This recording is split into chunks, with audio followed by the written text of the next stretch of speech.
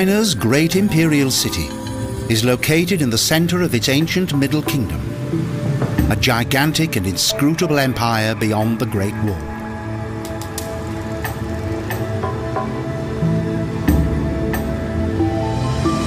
The imperial city is entered through the gates of heavenly peace. On the 25th of December 1911, the mother of the young Emperor Puyi announced his abdication. Thus, the empire ceased to exist. The most impressive building works in China began over 500 years ago. After 7 years in construction, the Ming Emperor Zhu Di moved into his newly established palace complex. Under the strictest ceremonial rituals, over 8,000 people lived here in almost 1,000 rooms. Furthermore, the palace was to serve as residential and governmental seat to the emperors of the Ming and Qing dynasties. At the rear palace wall, groups of elderly people practiced rhythmic exercises, whilst hairdressers cut their customers' hair. And on the morning market is all that the surrounding countryside of Beijing has to offer.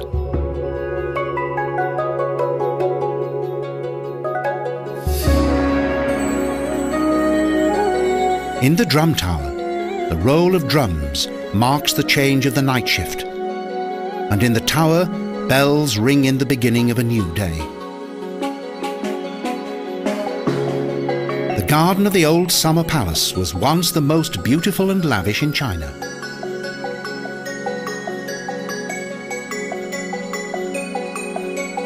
Right up to it being destroyed by the French and English armies, it was under continuous development.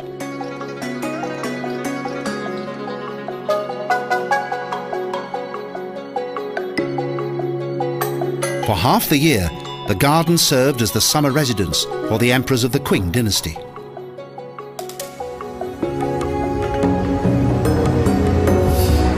A stone's throw away from the old summer palace is the Garden of Harmonious Unity, otherwise known as the Summer Palace. For his mother's 60th birthday, the Yihai Yuan was an audacious gift from her son, the Qianlong Emperor. Its splendid grounds extended over 716 acres, and soon it was the favourite garden of the emperor's household, who retreated to its cool lakeside shores during the humid summer months.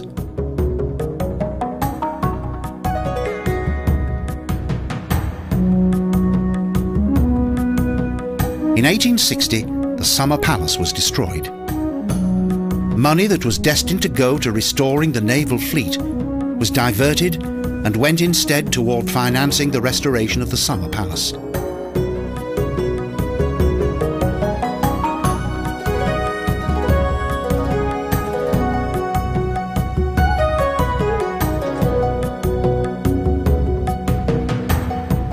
Also, a second wave of destruction struck the palace.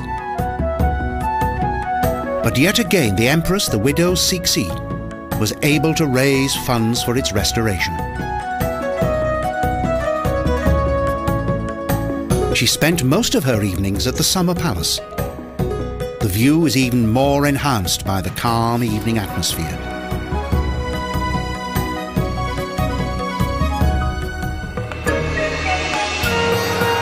"25 kilometers from Beijing, the mountains to the west act as a natural city defense. The highest point of the mountain range is Perfumed Mountain.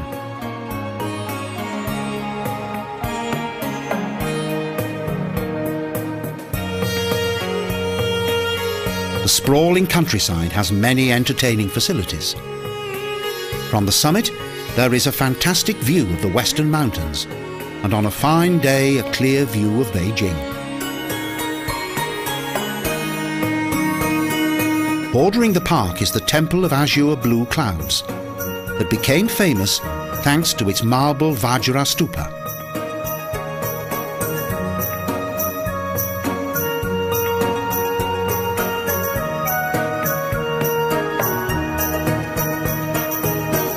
Here, both the past and the present are closely linked. The mysterious Middle Kingdom has changed a lot during recent years, but its fascinating contrasts remain to the present day.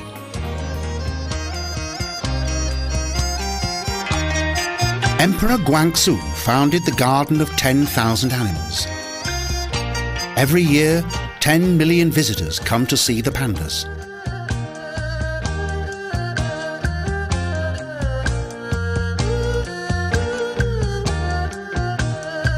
In the 10th century, the Beihai Park served as summer residence for the emperors of the Liao dynasty, with Lake Island and the Moon Palace.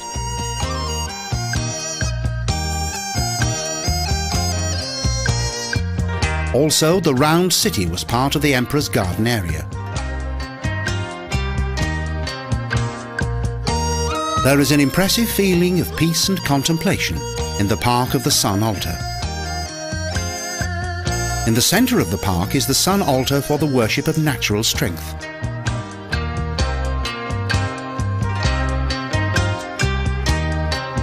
And Kublai Khan had built the 60-metre-high white Temple of the White Pagoda. Today's Beijing is also a modern city, with neon lights, huge shopping malls, and high-quality products from all over the world.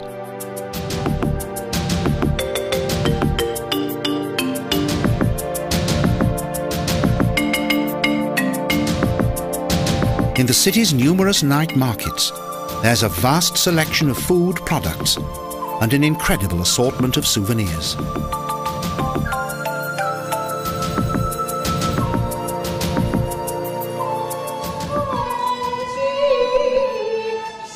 The Liyuan Theatre offers colourful and lively excerpts from the famous Beijing Opera.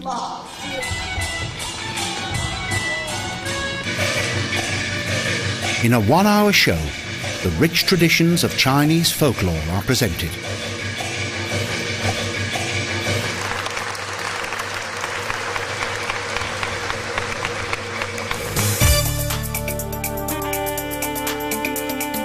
At the main station, around 200,000 people meet daily.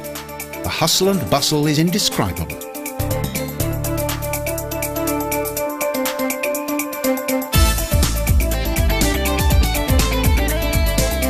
The new Beijing boasts modern skyscrapers and shopping centres, as well as international hotels and the indispensable temples of fast food.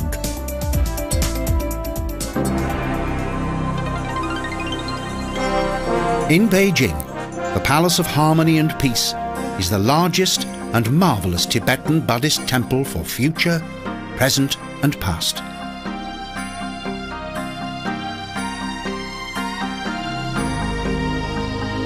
The Confucius Temple was built in keeping with the old buildings on the right of the Emperor's Academy.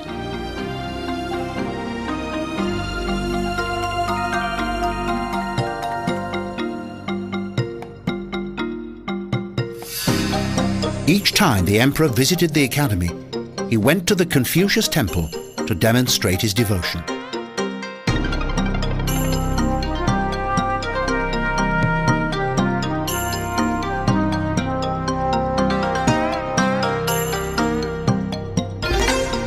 The Faiyuan Temple, Temple of the Source of Law, is one of the oldest in the city.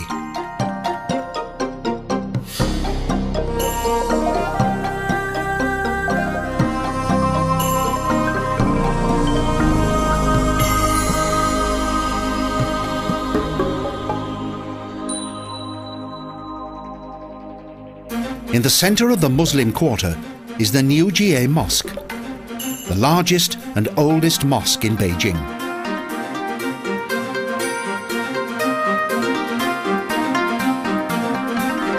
The Temple of the White Cloud was of great importance during the Yuan era, as Kublai Khan promoted a Daoistic priest called Kui Chuji from the province of Shandong to the position of national teacher. As such, he was head of all Daoist sects.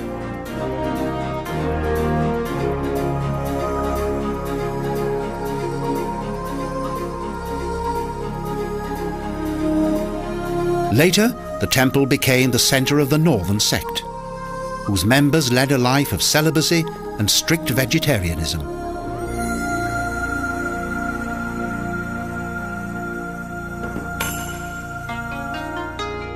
The Heavenly Temple represents the largest temple grounds in China. It should have been named Heavenly Altar, as prayers are offered to heaven and earth at the same time. The temple complex was built even in 1420.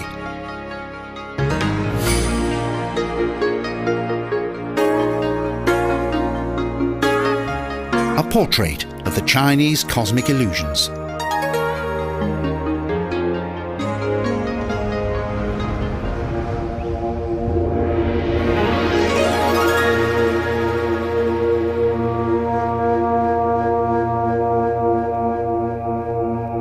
Close to Badaling, the Great Wall of China extends majestically across misty mountains.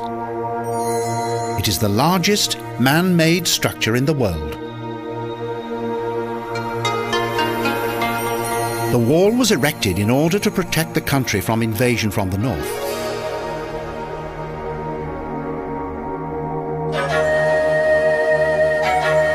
The gigantic wall presented the division of two very different cultures. On one side, the Central Asian nomads, and on the other, the highly developed civilization of the emerging Chinese Empire.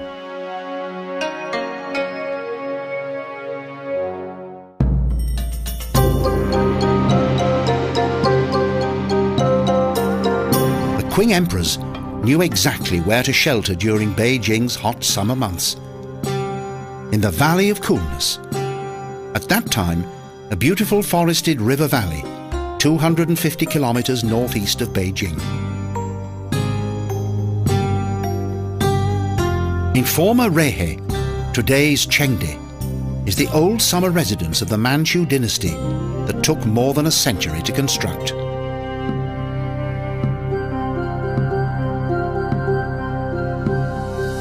The garden covers 560 hectares and is the largest imperial park complex in China. The greatness of the Manchu dynasty is also depicted by the highlighting of various important regions via the construction of various temple complexes. This was built in gratitude to China's loyal protectorate of Tibet. Because of its similarity to its counterpart in Lhasa, the winter residence of the Dalai Lama, the Chengde Temple is often referred to as Little Potala, a clear understatement considering its generous dimensions.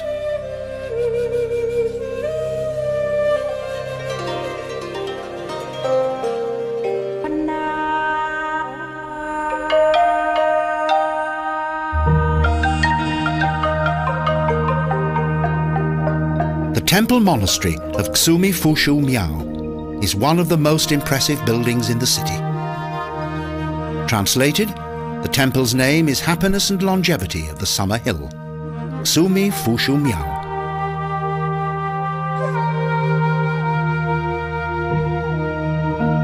The temple was built in 1780 to mark the visit to China of a senior Tibetan religious dignitary, the 6th Panchen Lama. It is a replica of what was his own monastery in Tibet.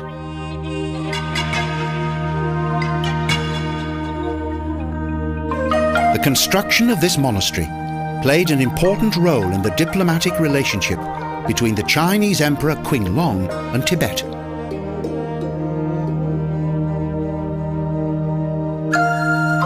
Many of the Tibetan cultural figures and symbols included in the stunning architecture refer to the origins of their design.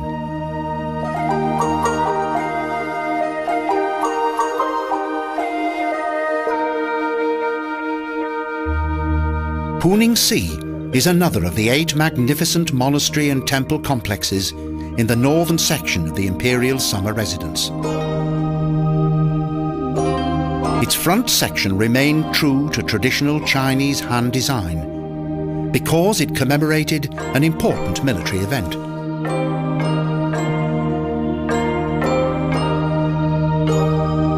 This section emphasized China's domination of the feared Yungas, who were of Mongolian origin.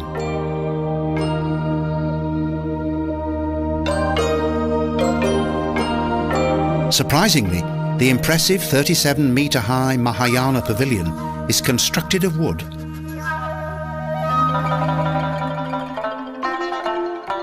The intention of the emperor's architects to create a harmonious relationship between both nature and architecture is plain to see.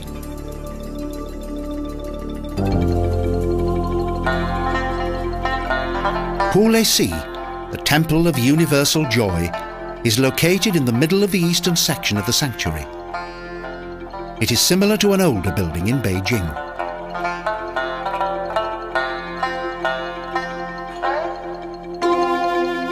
The 8 outer temples symbolized various Chinese ethnic groups. Those who were loyal to the emperor were duly honored within this temple area.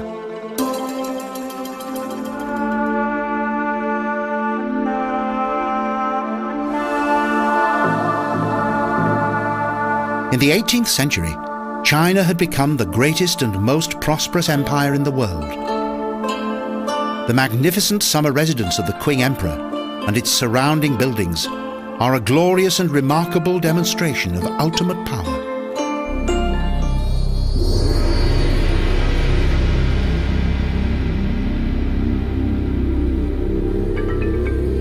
Shanghai, a gigantic city, a meeting point of both East and West.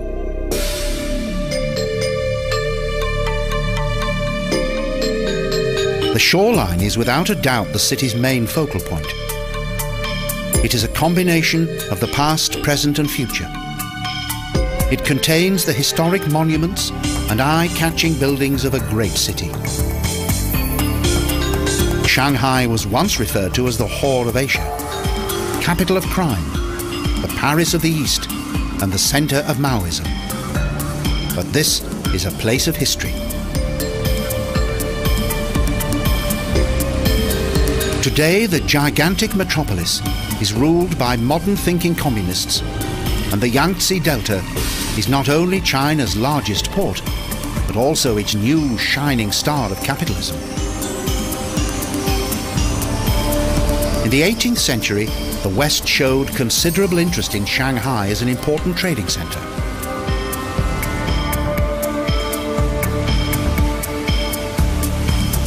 But China was uncooperative. However, following the Opium Wars, in 1842 the British moved in and forced a concession from the Chinese. 5 years later the French followed. Foreign capital was introduced, factories were built, and many people moved into the city in search of work.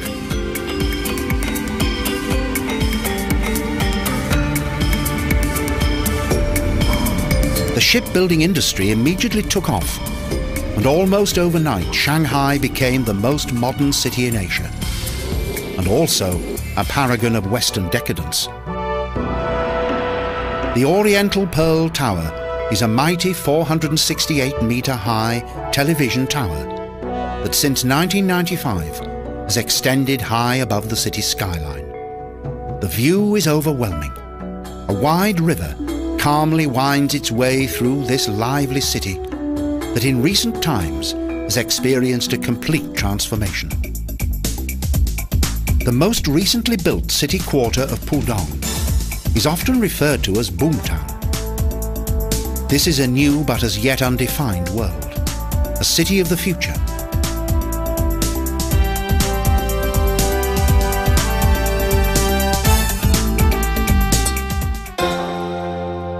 None of the old town has survived, and the word Chinatown is now politically incorrect. With its entrance on the Lishui Lu, this district is called Southern Market. In the centre of the city's labyrinth-like shopping alleys, a zigzag bridge extends across a small pond to a famous tea house. The bridge was designed thus in order to fend off evil spirits, who it is believed can walk only in a straight line. Directly opposite is the entrance to Yuyuan. This garden is the pride of the city because it is one of the few remaining cultural monuments in Shanghai.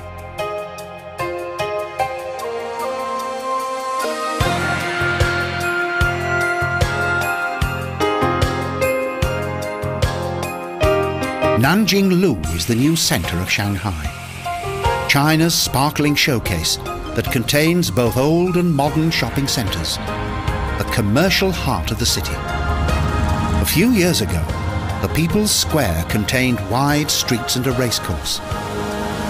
Today it's a green area with fountains and white doves. This was once the centre of this huge city. And for wedding couples, a photo opportunity in front of this large fountain is an absolute must.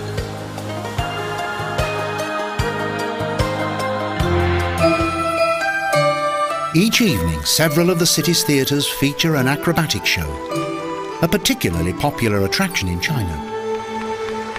There's so much to see and do that time soon slips by.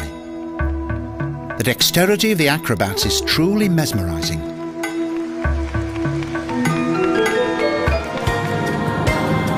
Shanghai is the vivacious pulse of China. But the gigantic city of today is only the beginning. The city of the future awaits.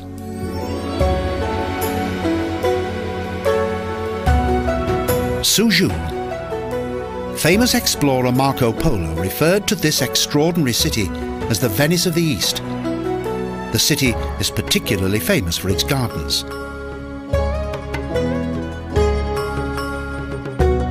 Some extremely elegant buildings are remnants of a glorious past.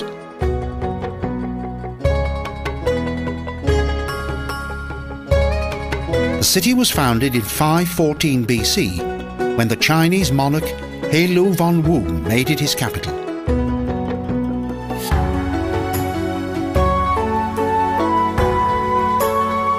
Above a broad 24-kilometre long wall is a path with many interesting sights along the way, and a picturesque view across the city's watery streets.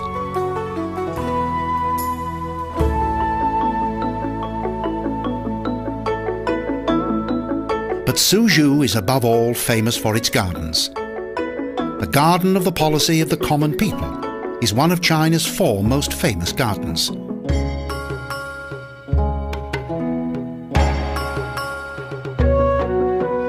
The complex was built between 1522 and 1566 at the command of an important mandarin and designed according to his wishes.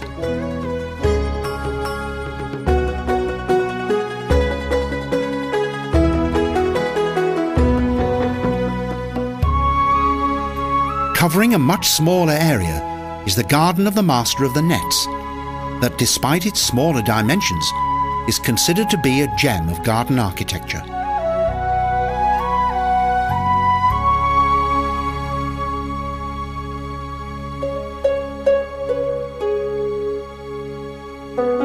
The origin of the garden dates back to the 12th century.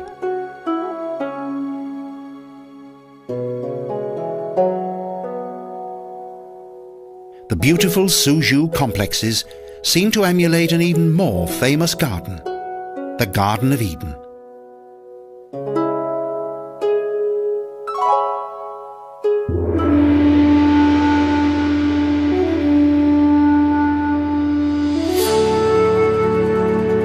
South of Suzhou is Zhuzhuang, that is said to have been the first water village in China. A journey on its canals is certainly worthwhile.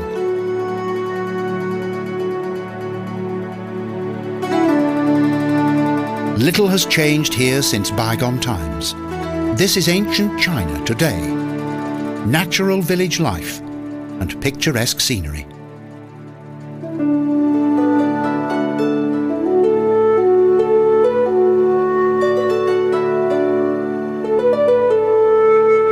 The journey by rowing boat on the fascinating canals is a good way to see the sights, but sometimes even the waterways become quite busy.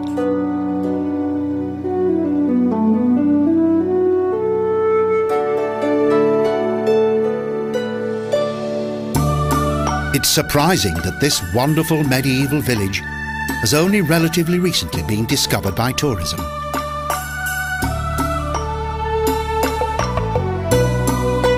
The Quanfu Temple is located on the outermost edge of the village, protected by a wall and a dam toward an open lake.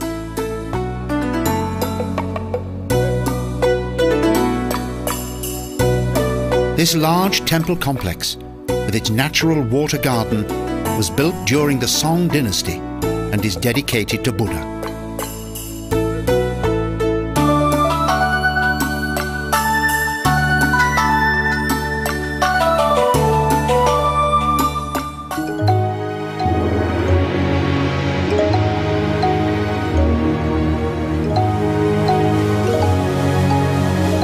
The Venice of the Far East.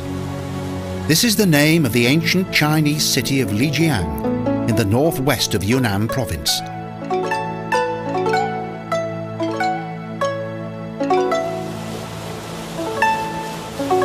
The picturesque centre of the old town of Dai'an is an architectural gem.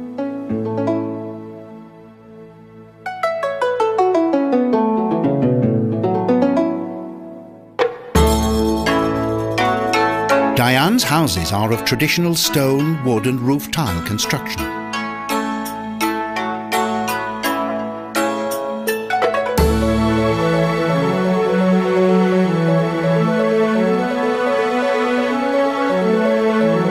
Lijiang is also the centre of the Naxi, a Tibetan tribe that has a long and impressive culture.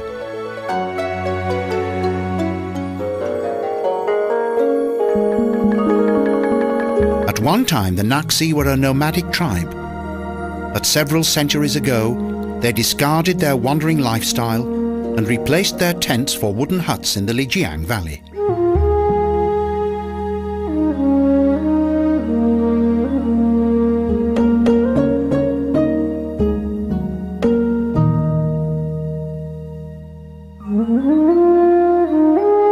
At the foot of Lion Hill in the southern part of the city is the exquisite entrance area to the Mu residence.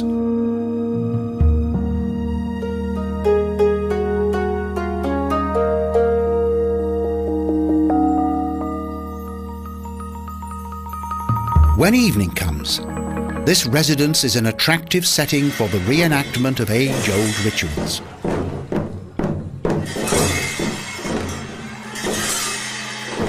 The Mu residence also features traditional music and dance performances, carried out with all the authenticity of bygone times. Close to Lijiang is the Jade Temple of Jufen Si and a group of musicians and dancers.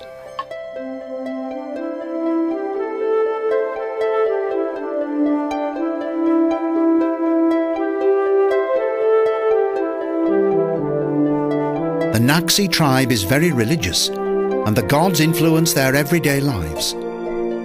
They frequently visit the temples that they consider to be sacred. Buishan is a typical village of this region. Just as it was hundreds of years ago, the farmers slowly lead their ox wagons through the village.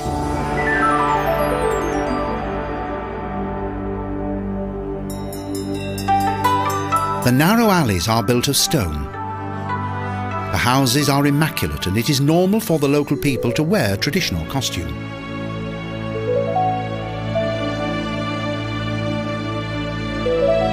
Because of China's high regard for its ethnic minorities, this ancient tribe has been able to maintain its age-old traditions to the present day.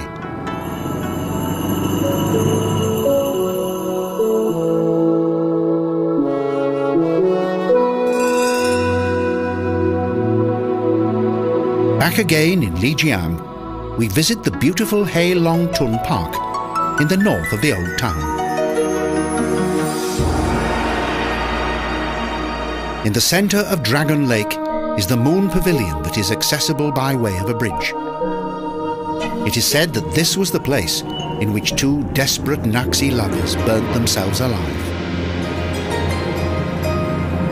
Following a 3-hour drive northwest, through enchanting avenues and remote mountain areas, we arrive at a natural spectacle that is quite breathtaking. Wo Tiao Sha, Tiger Jump Canyon. Access is by way of a precarious road built into the rock walls, and deep down nothing but a raging green water.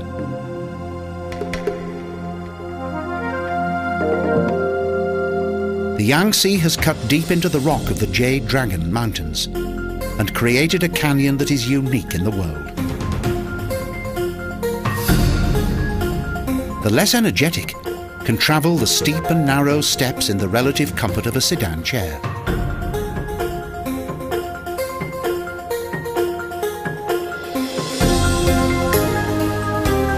The Yangtze is the country's longest river and ends in Shanghai, where it enters the China Sea.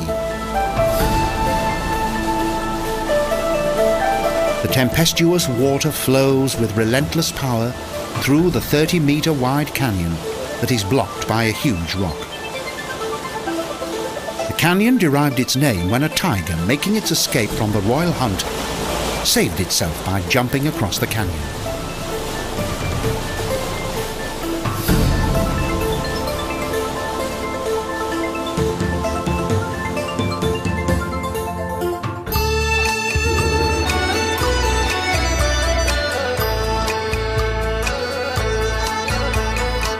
Kunming is the metropolis of the Chinese province of Yunnan, in the southwest of this enormous country.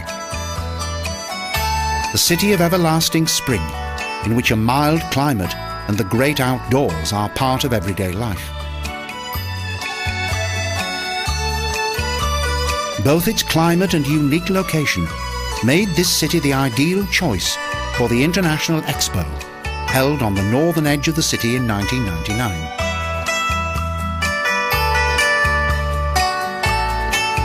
The Buddhist temple of Yikan Tongsi dates back to the Tang dynasty.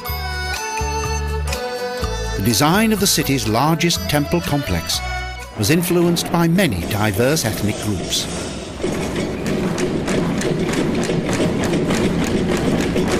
A fascinating part of the city's cultural life are the evening dance performances provided by numerous folk groups. They offer a good insight into a variety of Chinese cultures.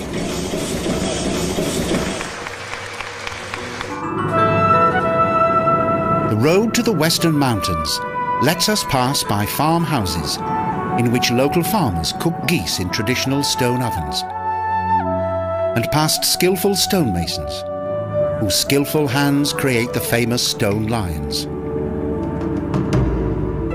By cable railway, we go slowly up to the hill.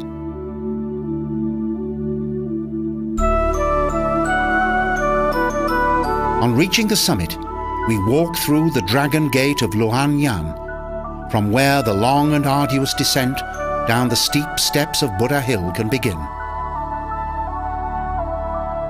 On the downward journey, the temples loom larger and larger.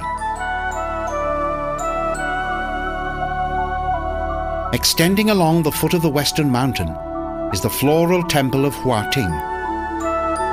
It contains a small pond surrounded by bamboo and pine trees.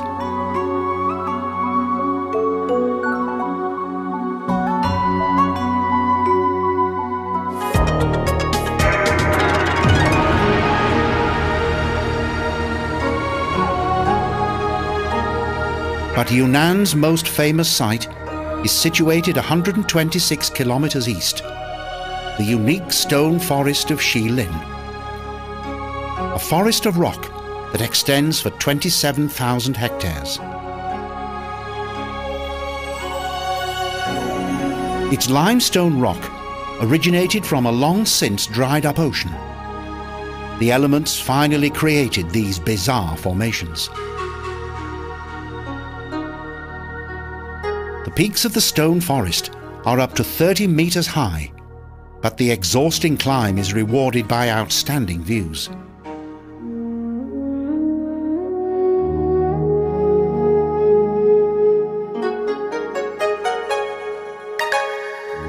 Small pools reflect the intriguing stone needles and huge rocks that were created during millions of years of natural erosion.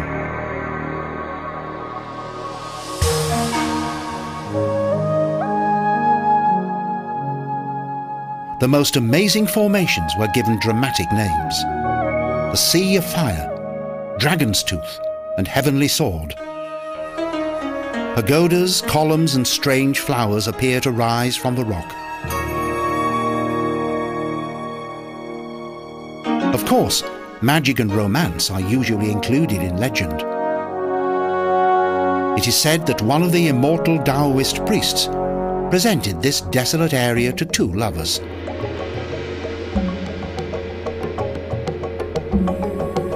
Guilin, or flower-scented wood, has served to epitomize China's beautiful landscape for the past 1,000 years.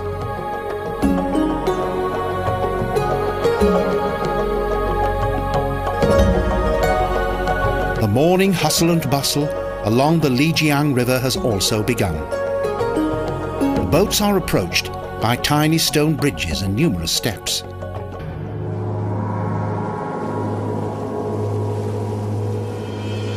Here, one of the world's most beautiful river trips embarks. A journey on the famous Lijiang River. The pleasure boats cruise at a leisurely pace on the green river towards our destination, Yangshu.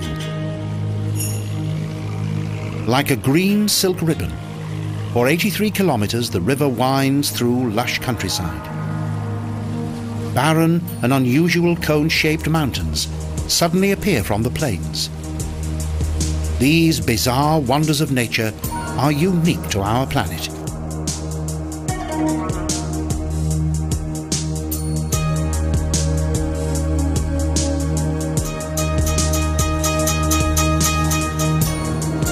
It took 200 million years for these desolate and mysterious mountains to break through the Earth's crust. The ocean reached the low-lying regions in which shell chalk was deposited.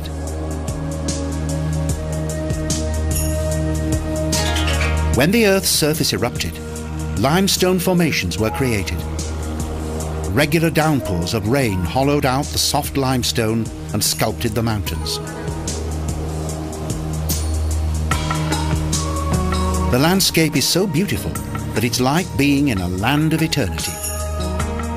A description of the splendor of this place by a famous Chinese author from the Ming Dynasty. Slowly the convoy of pleasure boats reaches the end of its journey, the provincial town of Yangshu.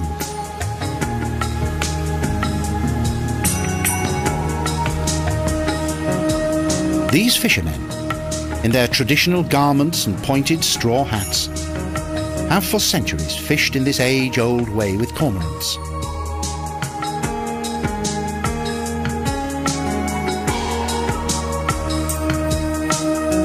People are influenced by their environment, and this is most certainly so in southern China. In spite of arduous rural life and hard physical labor, the people are happy and contented.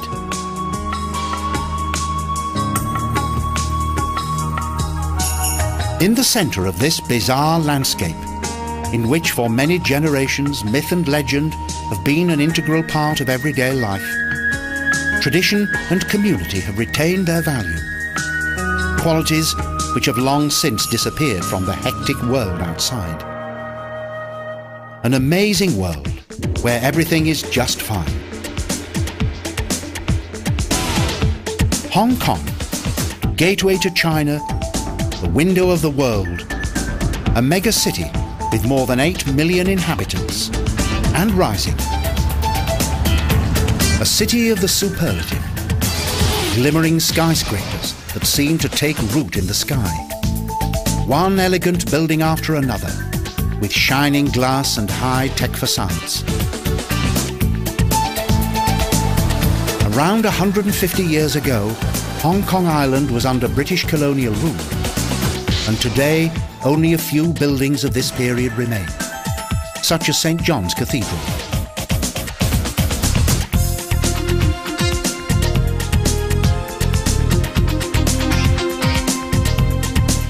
The Hong Kong tramway that travels parallel with the northern coastline also dates back to colonial times. It's ideal for sightseeing.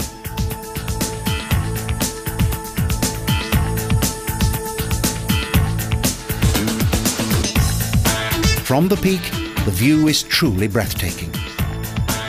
The city's gigantic skyscrapers seem like toys, and there's a comprehensive view of the huge harbour.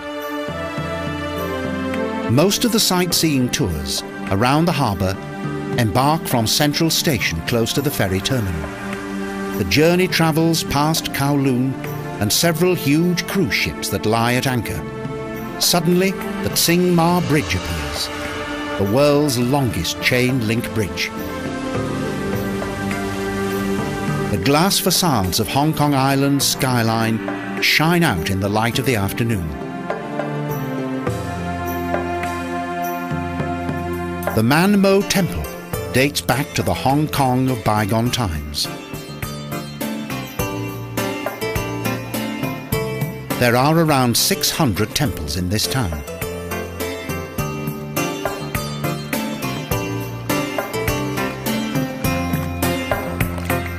Although not as large as it used to be, the city of junks known as Aberdeen has provided the backdrop for many a motion picture.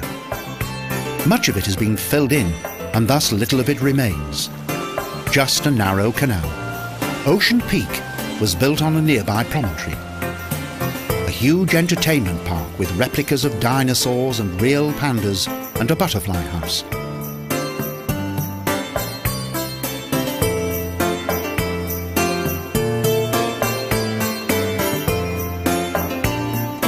Next, there's a journey by cable car along the hill to the furthest end.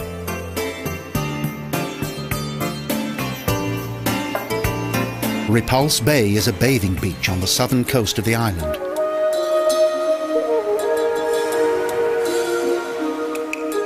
The tutelary gods of fishermen and seafarers protect also swimmers and surfers.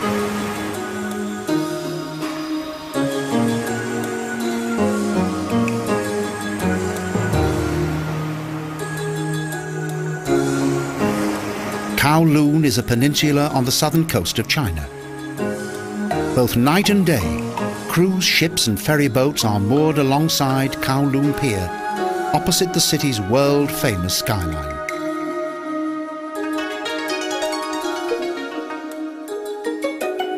Within the Wong Tai Sin Temple, the city's largest temple, each day, thousands of the faithful seek good fortune in romance and betting, with prayers and sacrifices.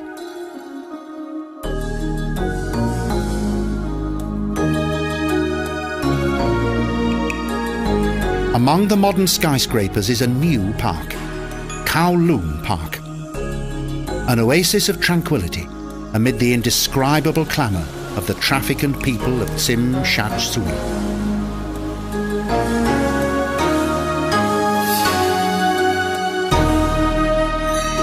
The Chi Lin Nunnery is the city's most recent religious building. It was completely restored and was inaugurated in 2002.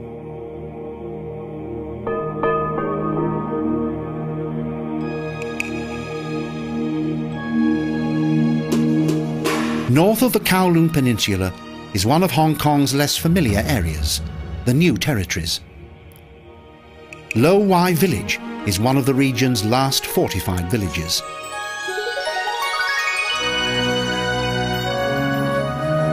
For several centuries, those living here settled around the city's first harbour.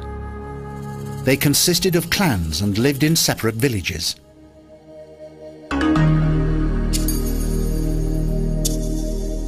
In 1736, the Tin Hau Temple was built near to the village of Tai Po.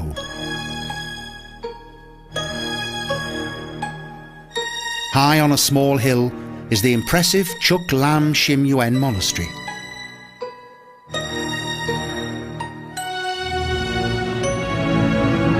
The ferry boat trip goes to Lantau Island. Our destination is Tai O, a small village whose inhabitants still earn their living from fishing and where every other shop offers dried fish and shrimp paste. The people here are believed to be the ancestors of the Yue, the first prehistoric settlers of this region. A more beautiful location for a Buddhist monastery is hard to imagine. High up in the mountains is the Po Lin Monastery. Remote, peaceful, and with an extensive view across the island and the sea.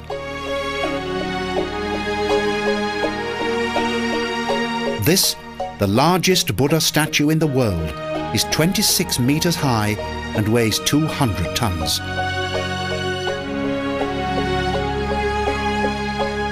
But the ferry returns its passengers in short time back to the world of contrasts. In Hong Kong, everything seems to run at a faster pace.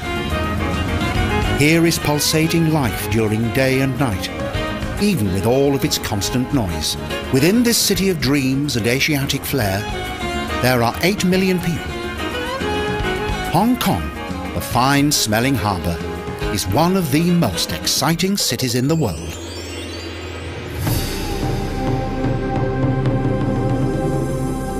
After 466 years, Portugal handed back the city of Macau to China.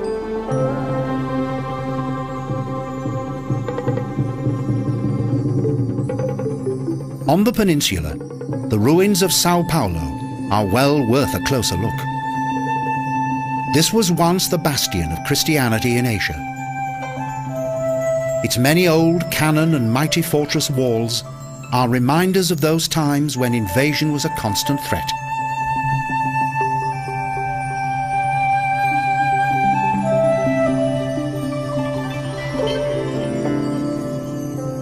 Macau is small and museum-like, a colonial gem in Asia. When Macau became a Portuguese colony, along with the first settlers came priests to bring Christianity throughout China. The old centre of the city is the Largo do Senado.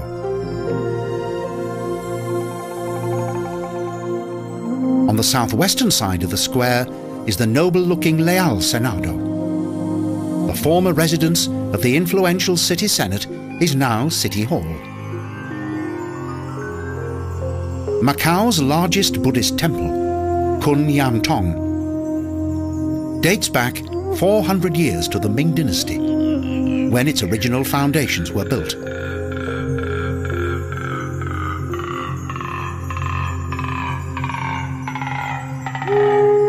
Beyond its main gate, just off a busy street in the north of the city, is a peaceful oasis of silence and contemplation.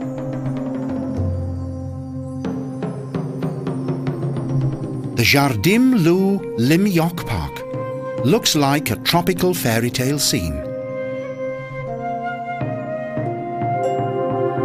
In the heart of the city, the Cemiterio do São Miguel is Macau's largest Catholic cemetery.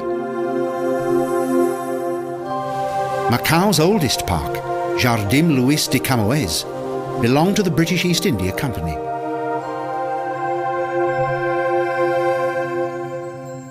Close by, a tall gate leads to an elegant building that dates back to colonial times.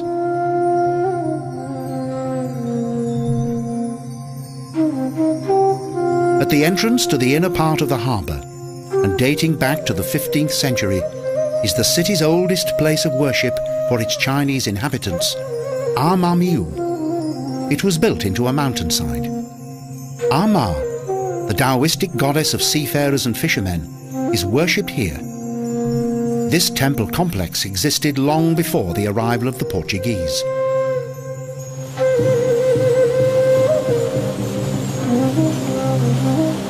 Opposite the temple, by the water's edge, is the modern Museo Maritimo.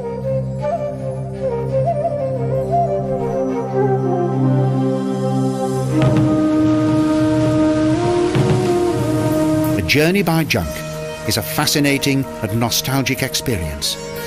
Along the coast beneath a long bridge which leads on big stilts towards Taipa.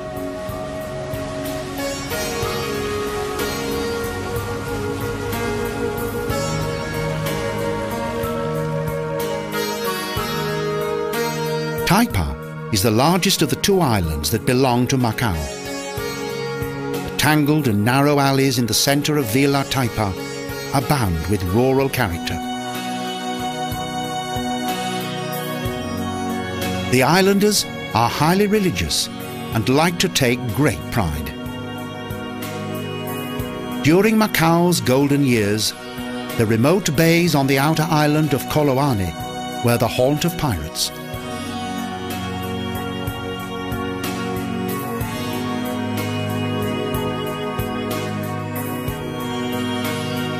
One of the Vila Coloane's few highlights is a tiny Portuguese square.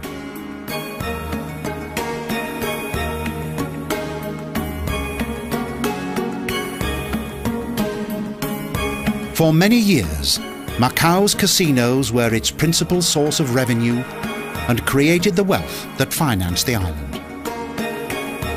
Since the middle of the 19th century, and lying only 60 kilometers away, the former British colony of Hong Kong was this region's glittering center of capitalism, while Macau was a place of melancholy and nostalgia. However, today, both belong to China.